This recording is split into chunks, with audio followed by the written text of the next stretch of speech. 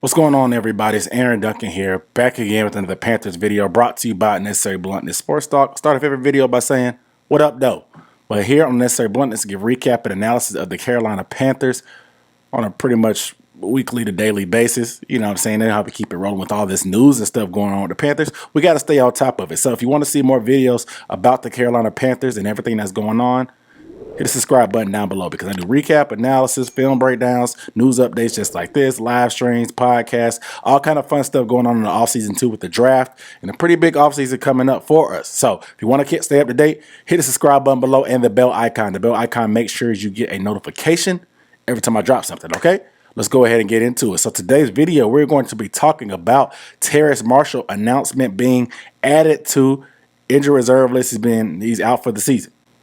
There's only one game left, so out for the season sounds a lot more severe than I guess the situation really is. Nevertheless, it's something to monitor because Terrace Marshall Jr. is a rookie second-round pick. There were some moves made, obviously, in the second round, trading back, passing up on some linemen. A lot of people are a little bit weary of why we chose a wide receiver in the second round when we had 2,000-yard wide receivers there. Some people chalk it up to him being a Joe Brady choice and somebody to add to the inside that has some size, that can go up and catch passes, a pretty smooth route runner, a little bit different type of talent than we had in the receiving corps. I wasn't totally mad at it. Obviously, we need an offensive lineman, but I wasn't totally mad at the pick because Terrace Marshall was in that super productive LSU offense when they won that national championship a couple years ago with Joe Brady and Joe Burrow and Jamar Chase, Justin Jefferson, Clyde Edwards-Helaire. All those guys, they were loaded, but Terrace Marshall Jr. was the one guy that came back and put up pretty decent numbers also. And so I wasn't mad at the pick. Now, how will he fit in our offense? I thought he may have a chance. I expected him to be wide receiver number 3, which he ended up being because the Panthers got rid of David Moore, the receiver that they signed from Seattle this past offseason. They let him go in order to give Terrace Marshall Jr. a chance to gravitate into that number 3 position, to play slot, to play outside. I thought that he would have a chance to be very productive. A lot of other people in the media thought so too because the type of offense we have, the familiarity he had with Joe Brady's scheme, it seemed like a match made in heaven.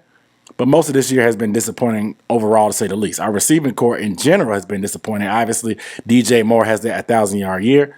But from there, there's nobody else even remotely close to the type of production that DJ Moore has put up. We know this offense stops and goes by Christian McCaffrey's legs and hamstring this year, to say the least. And Sam Darnold and Cam Newton and P.J. Walker, the quarterback play overall has been subpar, to say the least. So there's not been much love for any receiver. But it's not just the fact of not catching passes. Terrace Marshall Jr. struggled to get on the field.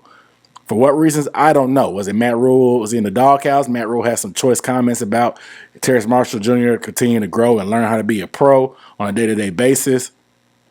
I don't know. In preseason, we saw him get some time in, I guess, with P.J. Walker with the twos. He broke that big play. You guys remember that play that he broke out and ran pretty long ways. And we thought that this was a sign of things to come. This guy with this kind of size showing that kind of explosive ability in the open field. It seemed like it was going to be a pretty decent year, rookie year at that, because we've seen every other LSU like Jamar Chase and Justin Jefferson come in and light the NFL on fire. So we knew he wasn't going to be something like that, but we thought that he could be either a lesser version of them because he brings some different things to the table, comes from that similar system. Who knows? That's what we thought. There were some other plans. So why did he not get on the field? That's different because we have guys that came up that work hard in the lineup, like Brandon Zylstra, who ended up being a guy, and then we ended up getting Willie Snead later on down the line once we saw some injuries and stuff. So those guys got some opportunities, but it just seems like Terrace Marshall was the odd man out.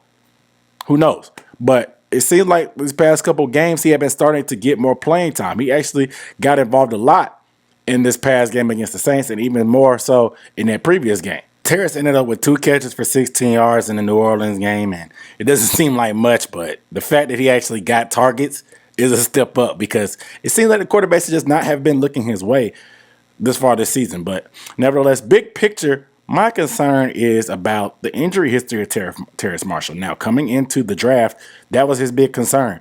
Once the combine came out, a lot of reports came out about his medical history. A lot of people thought that he was a first-round talent and thought that these injuries that came up would push him to late first, early second. He ended up going towards the later end of the second when the Panthers got him. But this is another injury to add to the list because in 2019, he actually missed a couple weeks for LSU because of a foot injury. Now, for him to have another foot injury, it makes you a little bit concerned because we saw what happened with Greg Olsen. Once you get the foot going, and then it's just such a high stress type of injury because you're on your feet all the time when you're doing anything. When you're an athlete that big and that fast, you put a lot of stress on that foot. So these aren't easy injuries to get over. And so with that 2019 type of foot injury, we don't know if it's the same foot. So I don't want to speculate too much. But to see another foot injury pop up for Terrace Marshall, he has to start asking questions, and hopefully we can get a little bit more clarity down the line if he has surgery on it or what happens if he's just resting or what. We'll have to get some clarity. Hopefully, maybe in the end of the season, maybe in all season, maybe we don't get anything at all. We have to ask at a later date. Nevertheless, you guys let me know down below in the comments how you feel about Terrace Marshall going on IR. Are you concerned about him piling on more injuries? Do you think that this is potential trouble for his future? Let me know down below in the comments. But without further ado, I'm Aaron Duncan signing off with Necessary Bluntness Sports Talk. I'll see you next time. Peace.